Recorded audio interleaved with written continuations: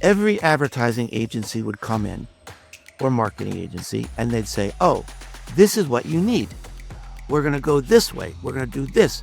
We're going to do so many ads. We're going to do blog posts. We're going to do video. It's sort of a cookie cutter approach. Here's what I would do. I would say, I don't know what to do.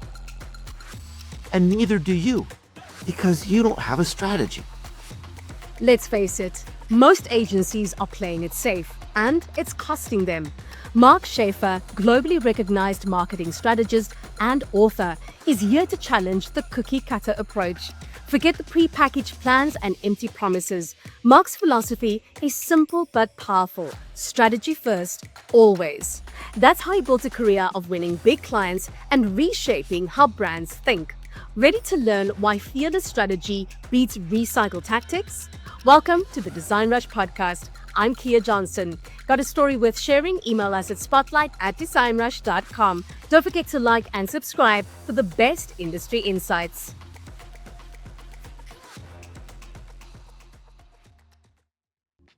Hi, Mark. Welcome to the show. I am so excited to have you join us here today. You know, you're someone who's ahead of the curve, whether you are breaking trends before they trend or making the impossible look easy. But before we go behind the scenes with Mark, we're going to dive right in with some rapid fire questions. So I want you to say the first thing that comes to mind. Question 1, what inspires you the most? Nature. Favorite marketing tool? Excel spreadsheets. Don't judge me. No judging. This is rapid fire. One word to describe your philosophy. Audacious. Most overlooked marketing tactic. Word of mouth marketing. Community or content? Which is more powerful? Community, but they kind of go together. Biggest marketing mistake brands make? Being dull. Thank you so much for that, Mark. We're going to slow it down. We're getting stuck into the real conversation. But Mark, first, you have a new book out. You have to tell me more. Well, yeah, it just launched last week. It's called Audacious: How Humans Win in an AI Marketing World. And it kind of gets back into this theme of dull, especially in B2B. There was this research I referred to in the book where about 2/3 of B2B marketing, it was put through this test where measured a human emotional response to our marketing and advertising, and about 2/3 was dull. It's like people are like just wasting their money. So I explore, why is that? I mean, why is it dull? What's the infrastructure in our world that's like holding that in place? And how do we break free? How do we break free of that? Because honestly, Kia, competent doesn't cut it anymore. I mean, competent is ignorable. AI is competent. If you're operating at a competent level, you're vulnerable because AI is going to, eat you alive. So we've got to reach down deep and find the unique human fireworks we could ignite right now. And that's what Audacious is about. It's a framework to do that. So I guess what you're saying is you have to excel. You have to. You have to excel. Definitely. And and you have to be audacious. You got to, every person listening, we all want the same thing. We want to be seen. We want to be heard.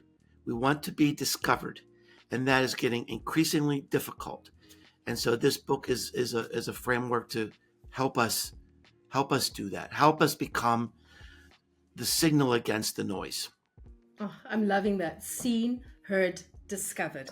So, Mark, I just want to dig a little bit more deeper into things because you also have your books like Marketing Rebellion and Known. I mean, you've really changed the way that many of us approach the industry. So looking back, what would you say was actually the moment or the experience that made you realize this is the direction I need to go in? Well, my gifts were not apparent as a young man. I wasn't a great athlete. I wasn't going to make it as an astronaut. And, I was in the corporate world, and sometime I think maybe in my 30s, I realized that I see the world in a different way. I can see how trends come together. And I'd walk into a meeting and people would be they would just see what's here now. And they'd be arguing over A and they'd be arguing over B. And I would be able to see I could have a vision that, look, where we really need to be is C. This is what's coming next. The whole industry is fighting over A and B. But if we can get to C, and that's, I think, what really propelled my career in marketing, is I was able to kind of be a little bit ahead of my time. And if you look at specifically the books you mentioned, they're always about 2 years ahead of their time. That's why you're the trendsetter. I mean, I've had a pretty good track record of Yeah. people reading the books and saying, yeah, this is really happening. This is where we need to be. So it wasn't really something obvious. It wasn't just really one moment, but it was an evolution of me as a person, as an adult, to realize and recognize that I see the world in a different way. I'm sure you'll agree with me that businesses still actually seem in this old school, well, they still seem stuck in these old school marketing tactics. So I'm curious to find out from you what you think is the biggest thing they're holding onto that's actually keeping them from thriving in today's landscape, for example. Yeah. They haven't looked up to see how the consumer world really works today. And that's the reason I wrote Marketing Rebellion. Marketing Rebellion was meant to be a wake-up call, and to say, look, I'm so fortunate in my career.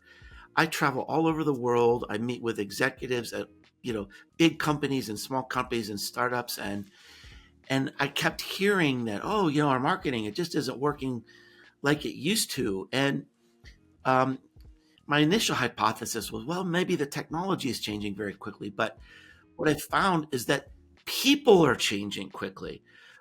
When your customer has the accumulated knowledge of the human race in the palm of their hand, they don't need you like they used to. They can make really good decisions. Their expectation of marketing and your company is vastly different than it was 5 years ago. And if you're stuck in a trench of doing the same things you've always done, you're missing it. So that is, I think, by far the biggest thing, is that someone created a department 5 years ago to do a certain thing, and nobody has looked up to see, is this really working? Is this really connecting with our customers today? I mean, because the world has changed a lot.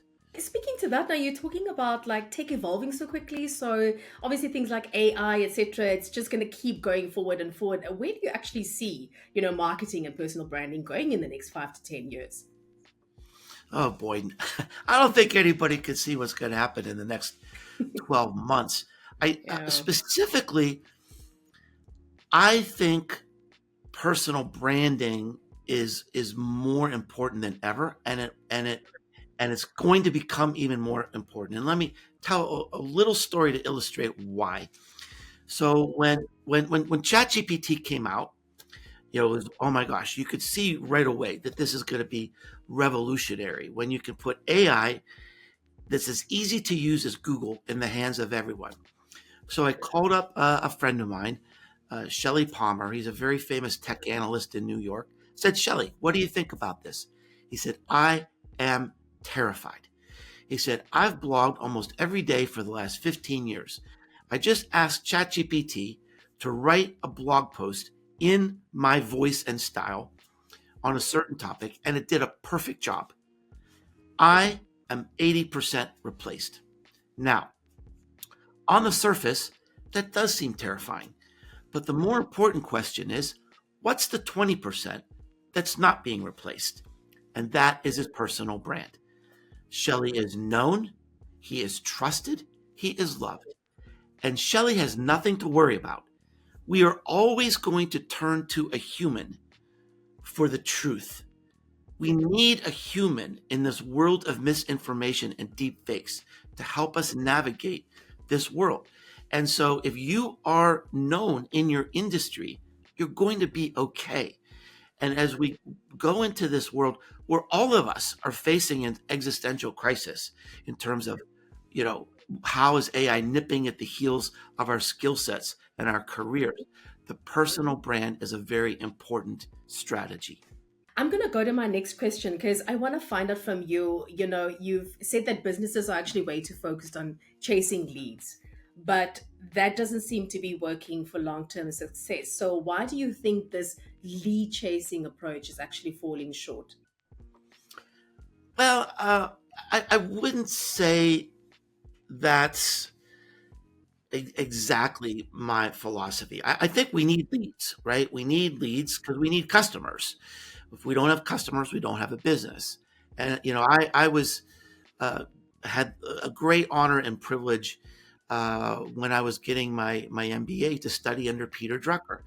Some people consider him the first marketing genius, and he would say the job of marketing is to create customers. And so we do need to create leads. Now, here's where I think the whole system kind of can fall short.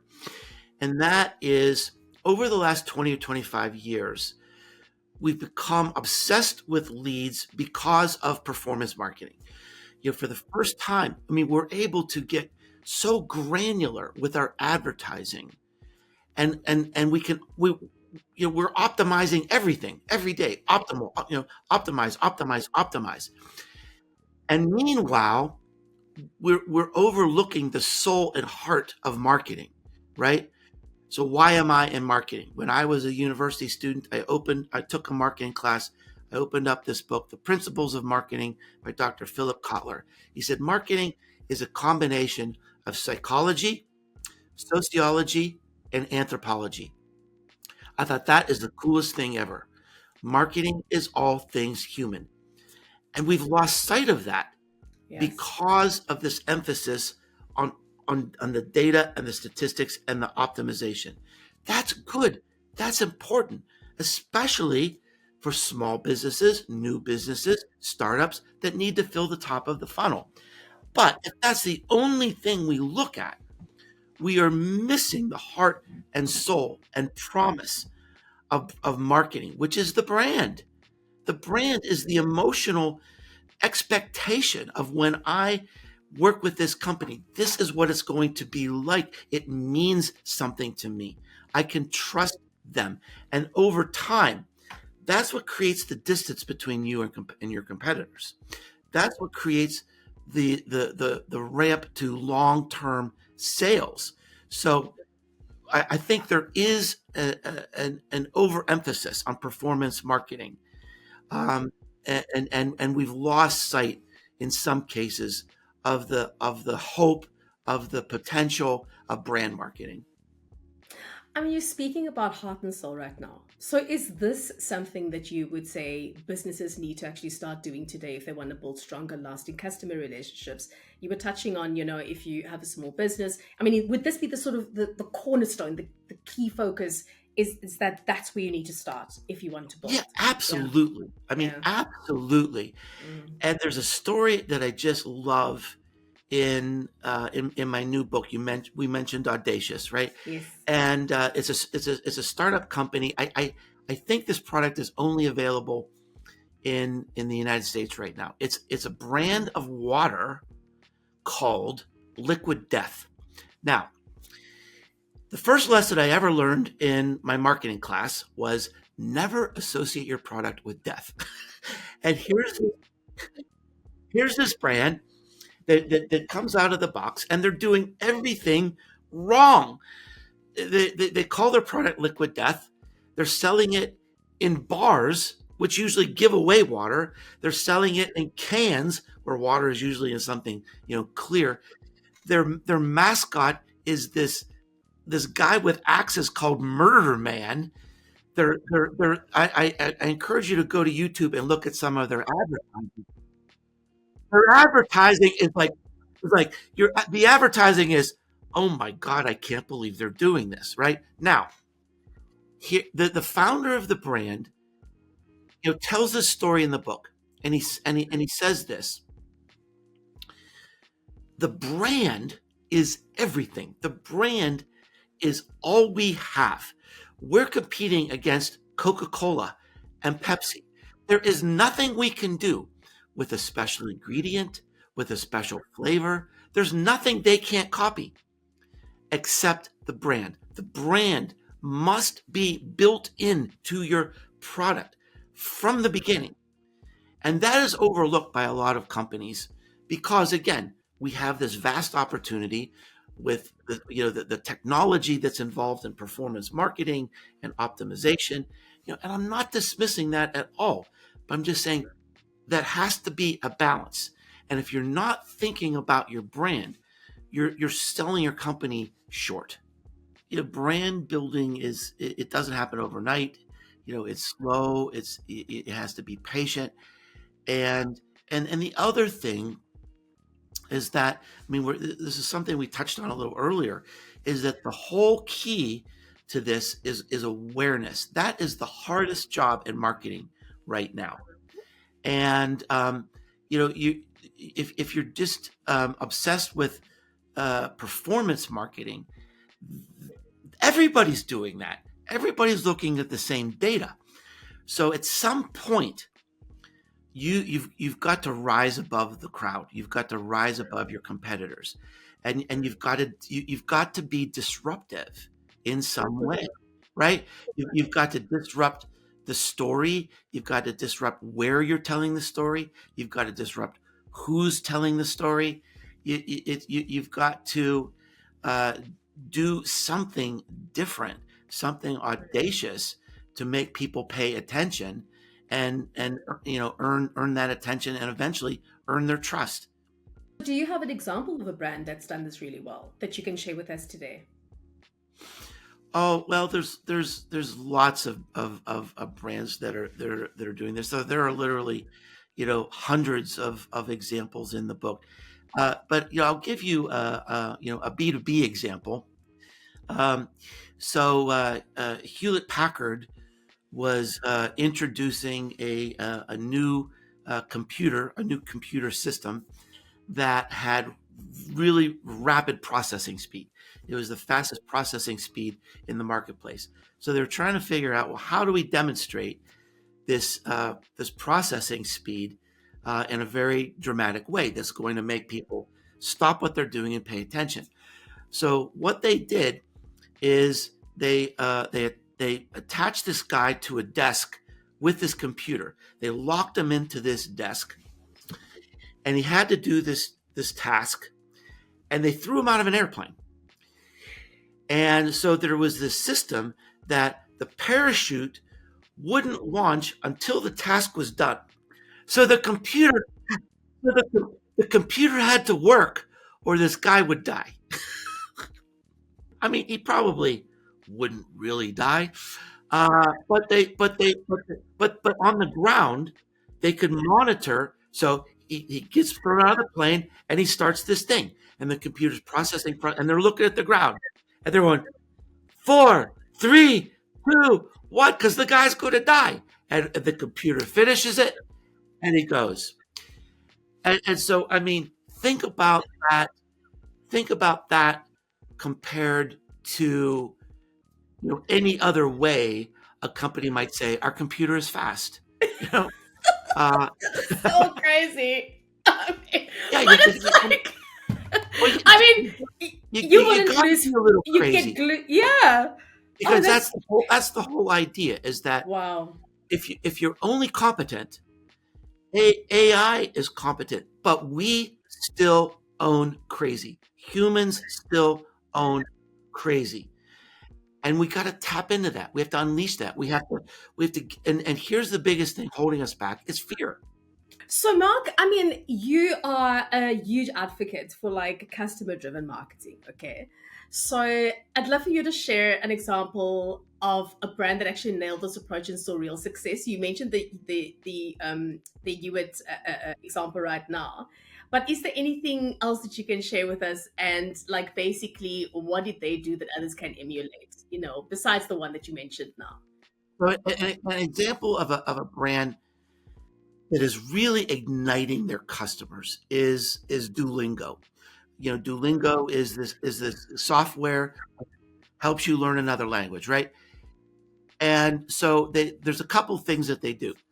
So first of all, they've sort of gamified the app so that you get rewarded every day as you continue your streak. So every day it's like a celebration. And one of the key themes of my philosophies is the customer is the marketer, right? And the key mindset for marketing today isn't going out there telling everybody how great you are. You've got to create something so interesting, so memorable, so worthy that customers can't wait to talk about you. So, and Duolingo is doing exactly that. They're making their app so interesting, so compelling, so fun, such an interesting game that people can't wait to share their milestones. They become obsessed with it. And then they've got this mascot that this crazy owl. Last week they last week they killed it off, so I mean, so now and it just like it rocked the internet, right? Because all the other brands start making fun of it and having fun with it and calling attention to it. And I mean, they didn't really kill the owl, but I mean, the mascot is sort of crazy and playful and audacious. There's that word again, and it cuts above the noise because it's playful and it's fun and it's celebrating the customer and it's giving the customer the assets they need to promote the brand. Mm-hmm. So if I own a company, okay, and I want to adopt a similar strategy to Duolingo, then where do I begin? I mean, what would be like my first step to actually creating a customer focused marketing plan? It would obviously depend, right, where I am in what space I'm in the grander scheme of things. Absolutely. Yeah. There's a lot of great ideas in the book, but the one I think there are really two that that I think come to mind. So writing this book really energized me because I got to meet and interview some of the greatest creative geniuses in the world. And one of the things they said over and over and over again was everything starts with strategy, strategy, strategy, strategy. Being audacious, standing out in the world, it's not about a stunt. It's not about being loud. It doesn't have to take a lot of money. It's not something that's offensive or reckless, but it has to make a difference and it has to start with strategy. The other thing I would point to is you have to lean into the customer signals. So again, in performance marketing, everybody is just looking at the same, Venn diagrams and Pareto charts and statistics. All your competitors have the same data. But to really know your customers and lean into the signals of, where are they going? What are they thinking? What do they love? Where are they showing up? And then thinking about becoming part of that. It might be being part of that community. It might be starting your own community. And an example in the book that I think is just sort of revolutionary thinking is there's a fast growing cosmetic company called ELF, ELF, stands for eyes, lips, face, and they've created a whole world on Roblox. Now, that is completely different than any cosmetic company in the world. Cosmetic companies, what do? You advertise in Vogue. That's what you do. But they lean into the signals to say, look, we are selling generally to young women. And young women today, they're spending time on Roblox, they're spending time on Minecraft. our customers of the future. That's where they are right now. We are going to be part of that. We are going to come alongside them and be part of the culture where they are right now. So, I mean, it seems like a revolutionary idea until you step back and say, it makes all the sense in the world. It does. But It does. lean into the signals. Don't just look at data. Lean into the signals of where your customers' hearts and passions are. So, what would then be, I mean, critical factors that you feel the companies should focus on to ensure that they don't lose touch with their customers, as they grow? You mentioned Elf, for example, but I'm just thinking about any other type of company or industry. If you have anything to share on that, that would be fantastic. Yeah. And I grew up in the B2B world. And I would say all of our marketing success came from one thing, and that is listening to our customers better. We had and all the examples, in B2C. Think about the Elf example. It's because they're paying attention to the details. They're watching their customers. They're listening to their customers. They're engaging and they're interacting, and they're building community. But it's really no different in B2B.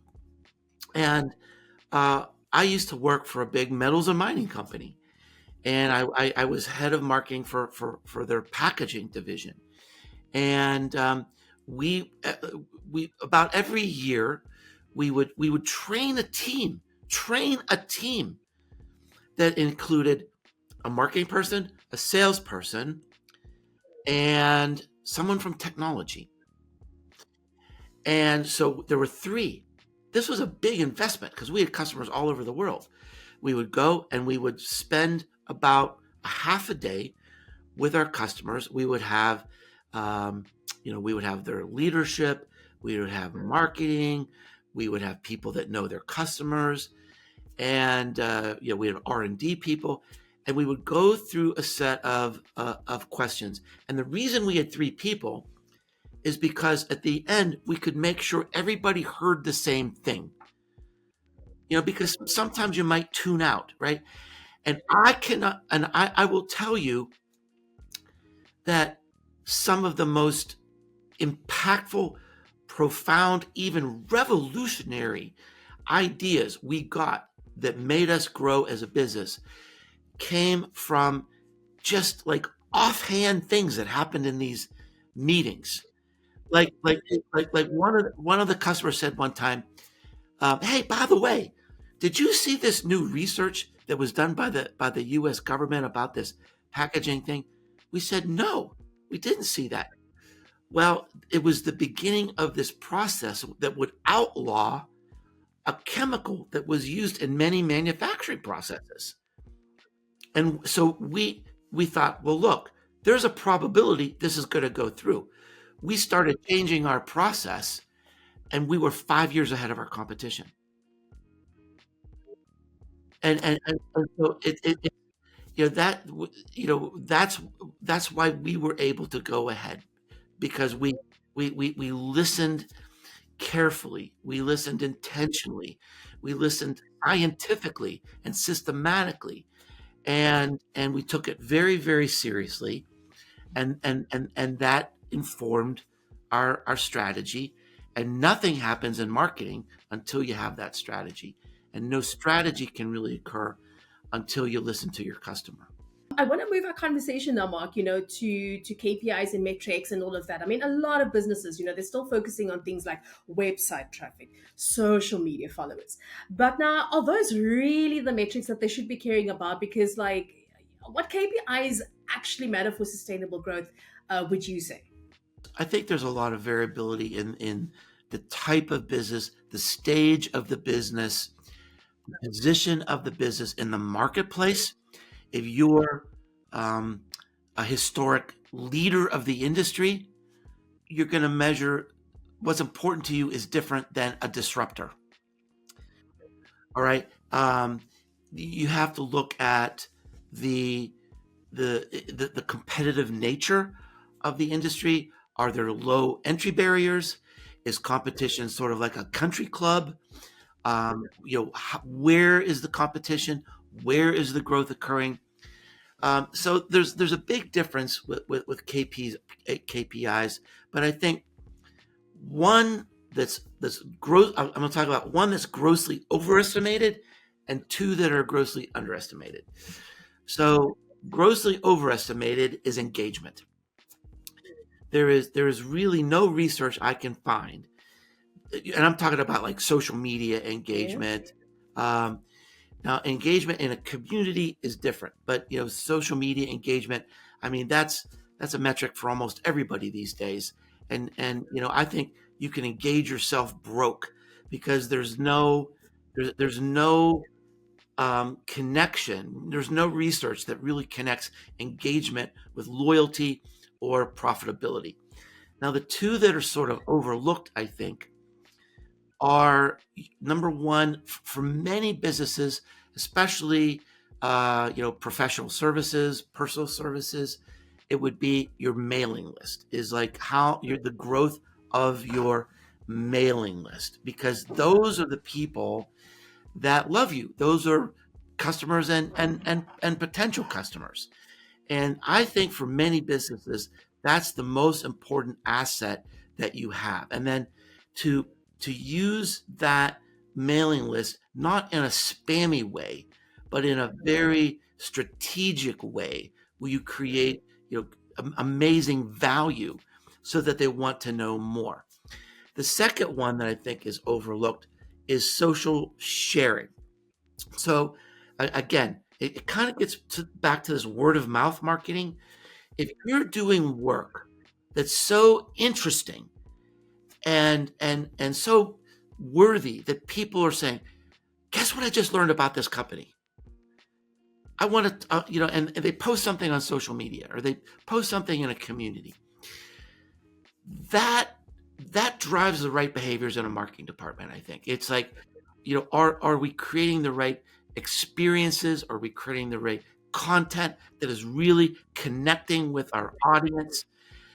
If someone is doing our marketing for us by talking about our products and our services, that is the purest, most trusted, most unadulterated type of marketing you can ever have. It's the best advertising, the most trusted advertising. Nielsen had this very well-known study a few years ago, showed 92% of adults trust a person, any person, even a stranger, over any advertising that you do. So when people talk about you, or they post about you, or they leave a review or a testimony, or an influencer picks up your product and starts talking about it, that social sharing is a massive leading indicator to sales. You've worked, Mark, with a wide variety of businesses. You've helped them refine their marketing strategies. I would like to know from you, from your perspective, what would you say is the first thing that an agency needs to do to differentiate itself and establish itself as a true strategic partner for clients rather than just a service provider? Well, I'll tell you a little secret. Yes, please do. So these days, I don't normally need to do for my business. I'm pretty well known in my industry, so generally speaking, people come to me and say, "Mark, we want to work with you." So I don't have to, fill out. I don't have to compete. But years ago, I would have to compete. People would say, "We have this project. We're considering your company versus others." So here's what would happen. Every advertising agency would come in, or marketing agency, and they'd say, "Oh, this is what you need. We're going to go this way. We're going to do this. We're going to do so many ads. We're going to do blog posts. We're going to do video." It's sort of a cookie cutter approach. Here's what I would do. I would say, "I don't know what to do. And neither do you, because you don't have a strategy. So I'm not going to tell you what I'm going to do. I'm not going to tell you what you're going to do, because for the first 3 months, we're going to work on your strategy. And so I'm going to help you with your strategy for 3 months. It's going to cost this much money. The end of 3 months, you'll know what to do. Then you can decide, do we want to keep working with Mark? Do we want to do this ourselves? Do we want to hire an agency? And that sort of honesty and focus on them, I had a 100% win rate. 100%. Because it's true. That's the big mistake. Is the ad agencies, they've got all these people they need to pay. They've got their exposed brick wall offices that they need to pay for.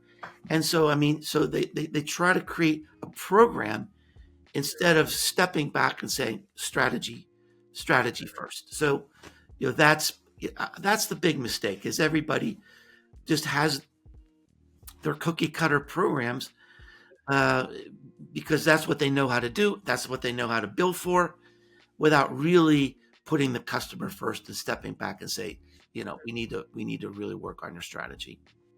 You were talking about the fact right now that you're in the space right now where these things sort of come to you, but obviously this took a lot of time. It was a journey, for you to eventually get there. So I'm actually very curious, because would you then say what you just mentioned are actually key factors that contribute to that agent's ability to win high stakes clients and keep them long term? Agencies dream of landing high profile clients like your Pfizer, Adidas, but obviously earning their trust, it's no small feat. You know what I mean? It means showing up. It means establishing thought leadership.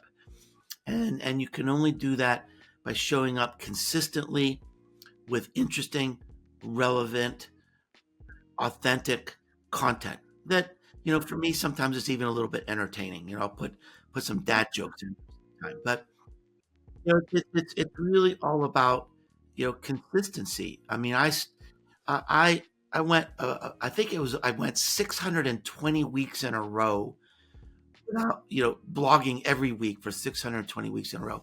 Took a little break for COVID and then came back, and I haven't missed since. I've had a podcast for 13 years. Never miss an episode, right? So I think consistency is more important than genius. And so here's how this works. So, a couple years ago, I got an email from someone that said, "Hey, Mark, just want to let you know, I've read your blog for 3 years, and I just read your new book, and this is the best business book I've read in the last 10 years. Signed, blah, blah, blah, Chief Marketing Officer for GE Life Sciences." Now, I didn't know he was out there. I didn't know he was following me. And then 2 years later, he contacted me and he said, "We're reorganizing our content marketing program.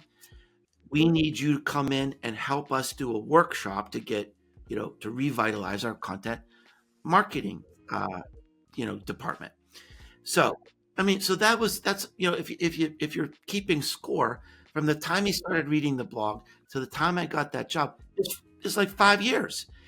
I didn't even know he was there, but all along, I'm building trust. You just don't give up. And the longer you do it, the more doors open, the more opportunities are created, the more phone calls are returned, because you're known. People have heard of you. Why am I talking to you? Because I'm known. Would you have called me 10 years ago? Probably not, because you never would have heard of me before. You didn't, I hadn't written those books, right? And so now, look what's happening. We're creating something together. We're collaborating. We're creating value together. Who knows? We're seeing each other, face to face. Maybe, we'll become friends and do something together in the future. Yeah. But it's just creating that personal brand and not giving up. Mm-hmm. Oh, I'm loving that, not giving up. So then what would you say, like the journey from an agency providing just services to becoming a core partner in a client's success actually looks like? I think humility is not normally a standard thing that most agencies are known for. So the other thing that I think is different today, and something that we need today is to be fearless.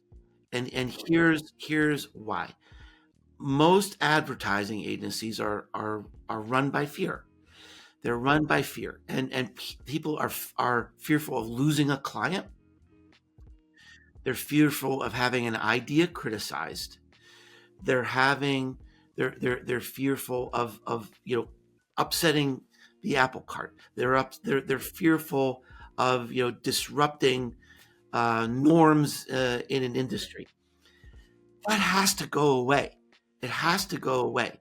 Those days, they have to be over, because fear is what's keeping us from progressing. Fear is like this scaffolding that's holding progress from moving ahead. It's a scaffolding that's keeping us from doing our best work and from being creative. And that's why so much advertising and marketing is dull. For many companies, Kia, I think the number one goal of marketing is to get it approved by the legal department. All right. Look, I'm tired of that fight. I'm tired of that. I'll tell you, I worked for a major pharmaceutical company. I was on their social media advisory board, and they wanted to try some new things. And every single thing we proposed, the legal department just said no. No, no, no, no, no, no, no. And it got so, and I had read all the rules. I had read all the regulations. I knew what you could do and what you couldn't do. And finally, in a meeting where the legal department, I don't think they're even listening. They just say, no, no, no, no, no. I blurted out, did you even read the law? Yes. And I mean, this was like kicking the crusted turd. Yeah, I was good. Nobody wanted to go there, Yeah. but it had to be said. I'd had to And be. at first I was sort of embarrassed, but it ended up changing things, because the legal department, they had to reflect on really what they were missing. How had the world changed?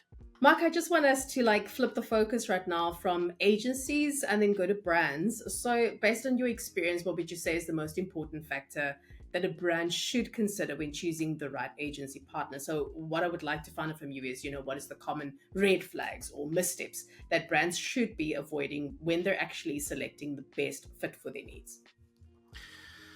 Yeah, I mean that's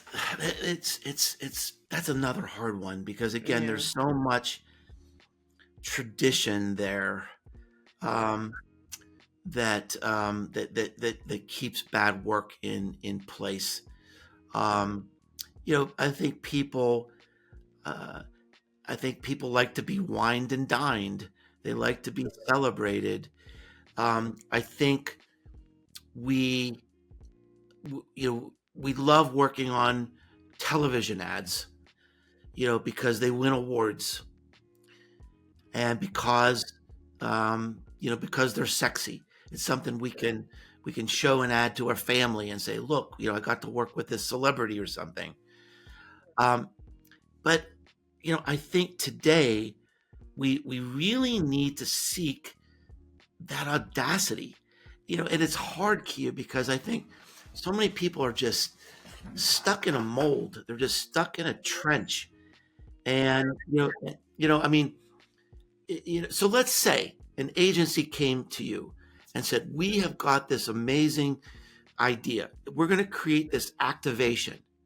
We're going to create an immersive experience where people can not just see an ad, but be in the ad, be part of it. It'll surround them. And it's going to be so audacious. They're going to get out their smartphones. They're going to record everything, and they're going to tell the world about what they're seeing. And this is going to fuel word of mouth marketing. Well, isn't word of mouth. I mean, I've never done word of mouth marketing. And, isn't that kind of hard to measure? I mean, like, how do we show the ROI on that? So it just kind of goes down this cycle and that comes back to, well, we're going to stick with Facebook ads. Yeah, we're going to stick with that. So there's today. I mean, there's got to be this cultural break that says, okay, we're going to create this new trusting relationship between the brand and the agency. That we're going to take fear out of the picture. We're going to break norms. We're going to have new expectations. And even if it's an experiment, even if it's just 10% of the budget, just do something new. Just do something new. I mean, that's where I would be heading today. That's why, I referred to this research that's in my new book that shows that two-thirds of B2C and B2B marketing are a waste of money. They're dull. Now think about this. Let's say you're the CEO of the advertising industry, and 2/3 of what you're doing is a waste of money. You would be fired. It's just time to do something new. What I want to touch on is that, say for example, okay, a brand then lacks the internal expertise to thoroughly vet agencies. What would you recommend as a first step in ensuring then that they are choosing the right partner? How can they actually bridge that gap effectively? Go to other people in the industry that you trust. Of course, look at the portfolio, look at the work. I think relationships are super important. The chemistry and the relationships, the trust, speaking the same kind of language. But I would go out and talk to other people that you trust, in the industry, maybe other people that have worked with these agencies before, and get some input that way. So, Mark, I just want us to move our conversation right now to trends in marketing. I mean, there's no shortage of trends in marketing today, but what do you think are the biggest shifts that are happening right now? And I would be, curious to find it from you. Like, how have you personally adapted to these changes in your own work, for example? Well, the biggest trend by far is AI. I mean, everything is AI. AI. And AI, when you really immerse yourself in it, I mean, it's staggering what is happening. It's staggering what the potential might be. If you think about historically, our companies, every organization is built on units of intelligence, right? So you have a company with a person who has intelligence in HR or advertising or accounting or finance. And those people are promoted if they get more intelligence. If they learn more, they get more experience, they get a new degree, and they get promoted. But we're moving into a world where the economic value of intelligence is zero. We have free, abundant intelligence. And so it's going to really reimagine and re-engineer the economic system, the foundational principles of business and economics and commerce and people and leadership. So it doesn't have to be overwhelming, but I would certainly suggest everyone should just play around with these technologies, and a lot of people today are just using ChatGPT like a glorified search engine, but really experiment with it and push There's more the to it. edges and learn There's what it can definitely do. Definitely more to it. Mark, I know that you've had the privilege of learning from some industry giants. Who do you turn to for inspiration or advice? How has their mentorship actually shaped the way you approach marketing? Well, I think the cool thing today, or any day really, I mean, is a mentor can be people who write books. A mentor can be, they don't even have to be alive.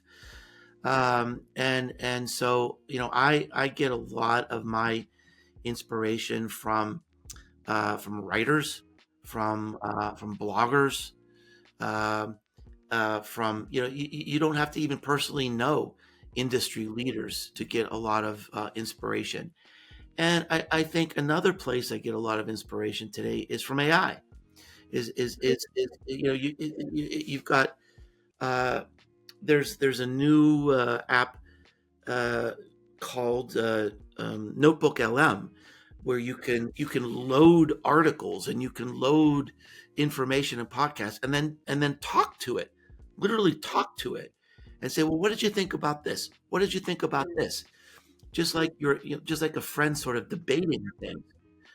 Yeah, and so there's just incredible new opportunities like that. And when you seek guidance or mentorship from AI, I mean, you need to take it with a grain of salt.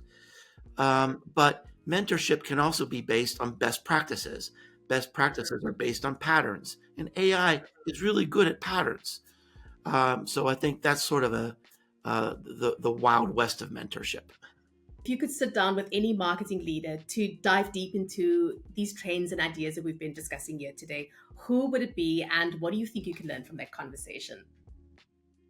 There's a couple people I really admire. I mean, uh, Martin Lindstrom is a great marketing thought leader today. Mitch Joel is someone I look up to, highly experienced fellow, great intellect. And another person I enjoy a lot is Anne Hanley. Anne has been very inspirational to me, especially her attention to the craft of writing sort of made me devote myself to making my writing even better in my new book. hmm Loving that. Mark, thank you so much for such a wonderful conversation. You're an amazing guy. You're fresh, you're here, you're loud, and you're just like excitable at the same time. I just loved chatting with you. Oh, It has thank you. been superb. Thank you so much for joining us on the podcast today, and I really appreciate your time. Thanks, Kia. Thank you. Curious about what top brands look for when choosing an agency? Tune in to our latest episodes where we reveal the decision-making secrets of leading brands. Subscribe to the DesignRush podcast and stay ahead of the competition.